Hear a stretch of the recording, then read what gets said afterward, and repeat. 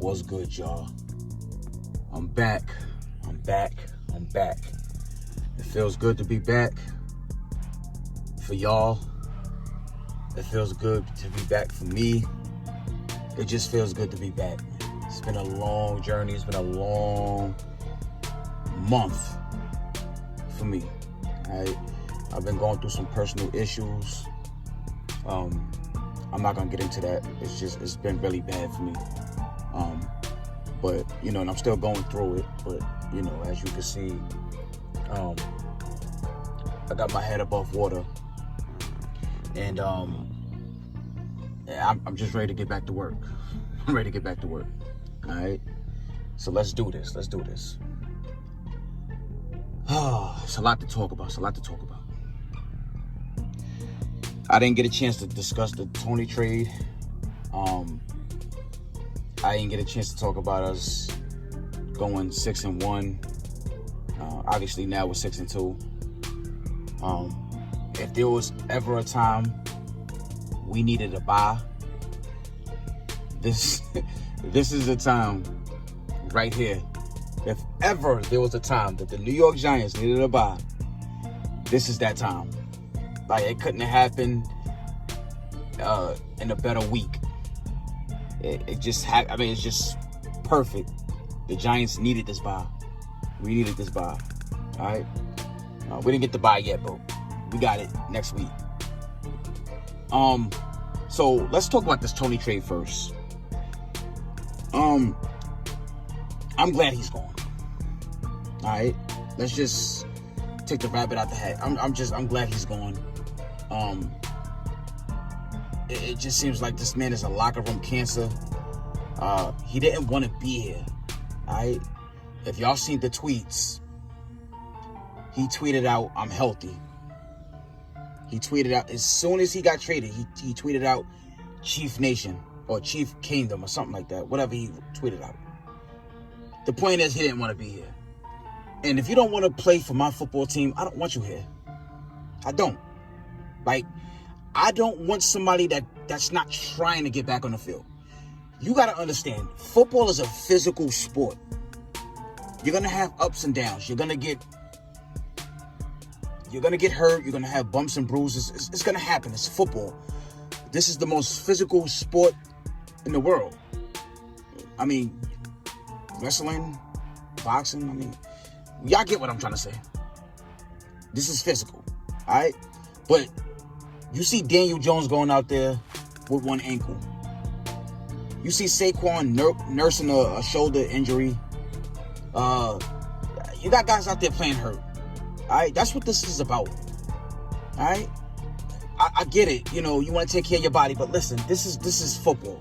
All right, when you look at the NFL, most of the guys that are playing, and I'm not just talking about the Giants, I'm talking about on every team. I'm talking about on each and every team in the NFL. Everybody is playing with some sort of injury. Somebody's playing hurt. I don't care who it is. Everybody's playing hurt. Everybody. All right? That's just the way it is.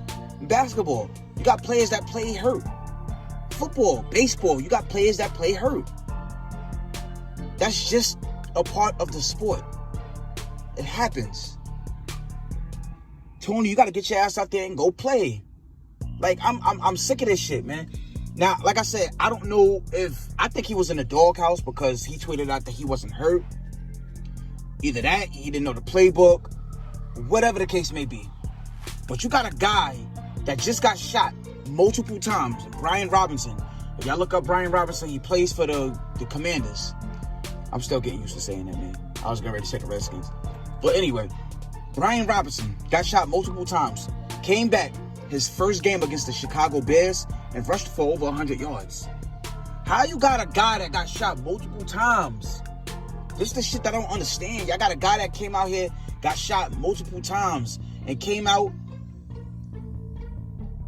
in his NFL debut and rushed for over 100 yards.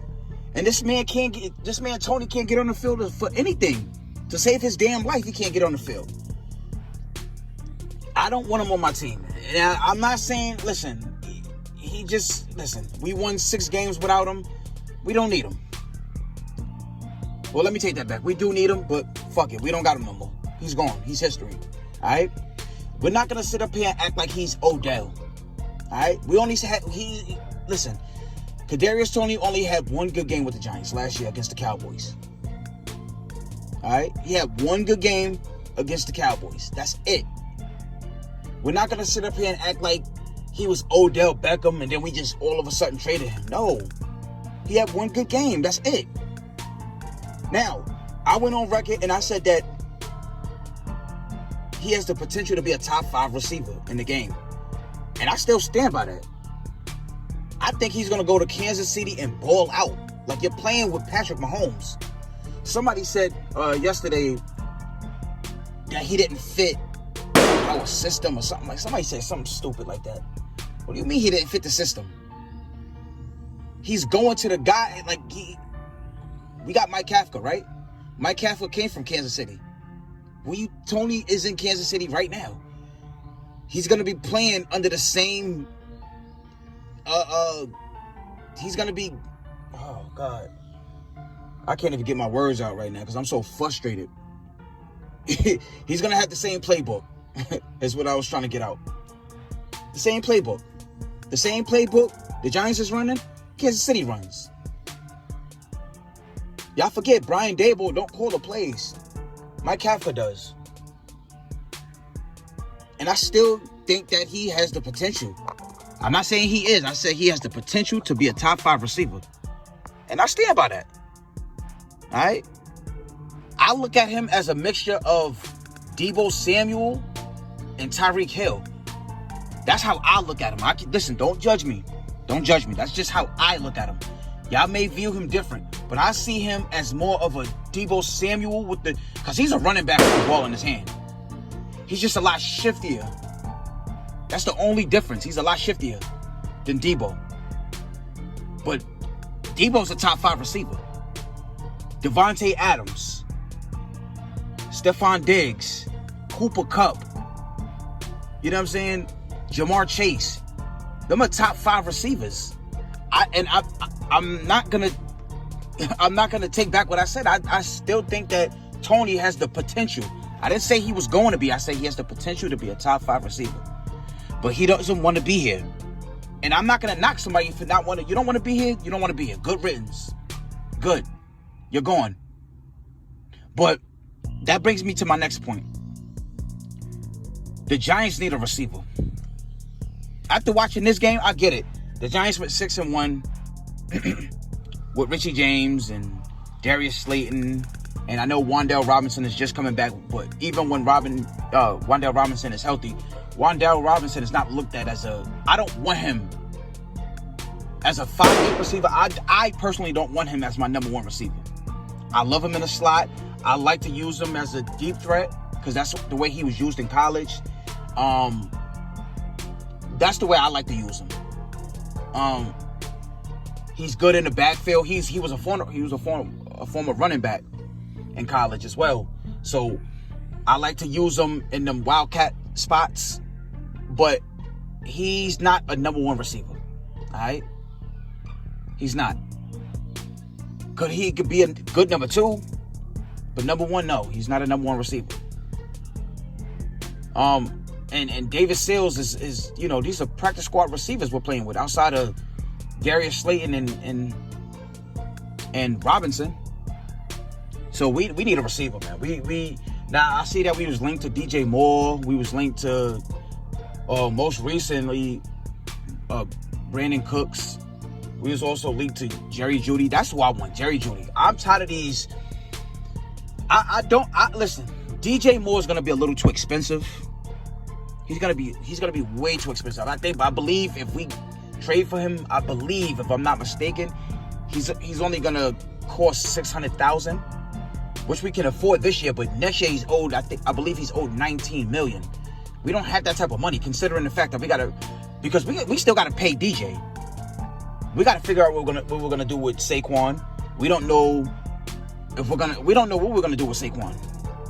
Whether he get paid or franchise tag. You know what I'm saying? We still gotta pay We can't let Andrew Thomas go. Andrew Thomas is the best left tackle on the planet. We can't let him go. Dexter Lawrence is coming into his own player. We can't let him go. That man got to be re-signed. That man is playing like the best interior defensive lineman in all of football. He's got Aaron Donald-like numbers. Y'all don't believe me? Go look up the stats. Go look up the stats. I'm dead serious. Dexter Lawrence got Aaron Donald-like stats. He's playing like an all-pro. Just like Andrew Thomas. Andrew Thomas the best, not just left tackle. He's the best tackle. He's the best offensive lineman in the sport. Period. When I'm not just talking about left tackle. He's the best offensive lineman in the sport. Period. Y'all gotta resign those two. Then on top of that, Xavier McKinney's coming up. You know what I'm saying? So we got all these players coming up. We can't afford to go out and go get a DJ Moore because we already got a number one receiver. We're paying Kenny Golladay like a number one receiver. I mean, I can't say we're paying him like a number one receiver. He's not a number one receiver, but we're paying him like one. And he probably won't be on his team next year. Let me take that back. He won't be on his team next year.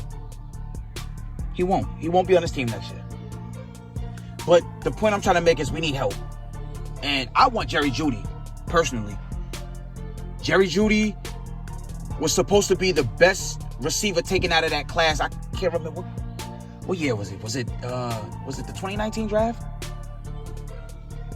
I think Henry Ruggs went before him. That's only because the Raiders like speed. So that's why they took Henry Ruggs number one. But Jerry Jeudy was looked at as the best receiver in that class. And guess what? I'm going to tell y'all something funny. Because he got drafted out of Alabama, right? Guess who was in Alabama that year? Guess who coached him? Guess. Brian Dable. So Brian Dable knows him. Brian Dable didn't coach the team. What I'm saying is he was one of the coaching staffs. I believe he was an offensive coordinator, if I'm not mistaken. I think he was the offensive coordinator. But it doesn't matter. He groomed him. He knows what he's doing. He knows Jerry Jeudy. Jerry Jeudy is one of the best route runners in the game. See, what y'all don't understand is that I get it. When y'all look at him and y'all look at the Broncos, he hasn't really had a good tenure with the Broncos. But look at Amari Cooper. Amari Cooper wasn't all that good with the Raiders. Amari Cooper wasn't good with the Raiders. When Amari Cooper got traded to the Cowboys, Amari Cooper was a top 5 receiver in the game. So sometimes a change of scenery is what a player needs. That's it. And what better place for Jerry Jeudy than the New York Giants, where the coach knows you. The coach knows you. We need route runners. We need guys that could create separation. That's what we need. I'm tired of us going out there getting guys that are just good. We don't need guys that are just good. We need guys that are good but can also create separation. Because at the end of the day, Golladay, when he was with the Lions, Golladay was good. He wasn't great. He was good. There's a lot of good receivers in the game. But what good are you if you can't get open? What good are you if you can't create separation? It's not going to work. It's just not going to work. We need somebody that he knows. Listen, he knows Jerry Jeudy. Bring Jerry Jeudy in. That's who I want. DJ Moore, I like DJ Moore. But number one, he's expensive. Number two, does he really fit our scheme? Brandon Cook, do y'all really want... Listen, I don't even know how old Brandon Cooks is. But do y'all want a veteran receiver, or do y'all need somebody? I want somebody young. But listen, the Giants are going to make the playoffs. All right? And do you really want to go into the playoffs with this receiving core? You don't. You just don't. The Giants are now 6-2. Oh boy, there's a lot to take away from this game. I'm not gonna go, play by play. It was so bad, man. The only touchdown that we had came from Saquon, and that's only because the defense. It was Adoree Jackson who stopped Tyler Lockett, and Tyler Lockett ended up fumbling the ball, and I think we was at the 1 yard line, and Saquon just ran it in. That was our only touchdown. Daniel Jones started to heat it up. He started to heat up in the second quarter. I mean, not the second quarter, the second half. And Richie James, man. I mean, listen, I can understand the Giants really can't afford to get rid of no receivers. We can't. We don't have no receivers as it is. But I'm going to tell you something right now. If I wake up in the morning and Richie James is cut, I would not be mad. I would not be mad. This man cost us the game. I'm not going to say it was just solely him that cost us the game. But my God, this man really cost us big time. Like, he cost us the game. Fuck it. I'm going to say it. I don't care. I get it. The defense was lackluster. The offense, the offense really didn't get it going until the second half. But that's what the Giants has been. The Giants has been a very good, excellent second half team. But my God, Richie James, man, if I wake up tomorrow morning and he's cut, I swear to God, I would not bat an eye. This man really cost us he cost us the game. Like, this man really cost us the game. Like, it was so fucking bad. He cost us the game. The offensive line, ever since we lost Evan Neal, shout out to Nick Gates, he came back, and it's funny too. I'm going to give a big shout out to Nick Gates, because Nick Gates, I didn't expect to see him this year. That man is tough as nails. I didn't expect to see him this year. I really didn't. For him to come back and do what he did, man, it showed a lot of guts, man. It showed a lot of guts. And this brings me back to the Kadarius Toney situation, his injury. You got a man in Nick Gates who had a devastating leg injury, who nobody expected to come back and play this year. That shows guts, man. But like I said, that shows guts and hearts. But like I said, man, everybody's not built for New York. Everybody's not built for New York. Kadarius Toney he's just not built for New York. It's okay. It's okay for you not to be built for New York. It's okay. Let me tell you something. That's why a lot of people are not, man. A lot of players are not built for New York. New York is just very rough and hostile. We like winning. We don't give a fuck about stats. A la Aaron Judge. Aaron Judge hit 62 home runs. 62 home runs. He broke the American League record. We don't care about that shit. You know why? Because they got swept by the Astros. They're not in the World Series. So we don't care about that shit. This is New York. We Rough Riders. We don't care about stats.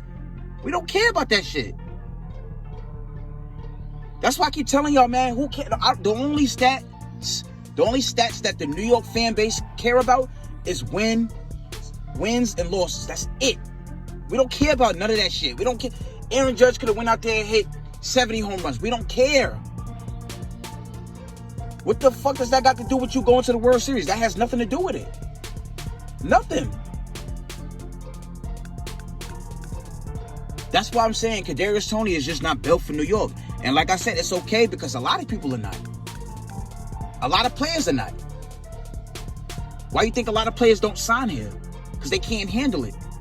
That's no knock on them. It's just New York, we just like winners.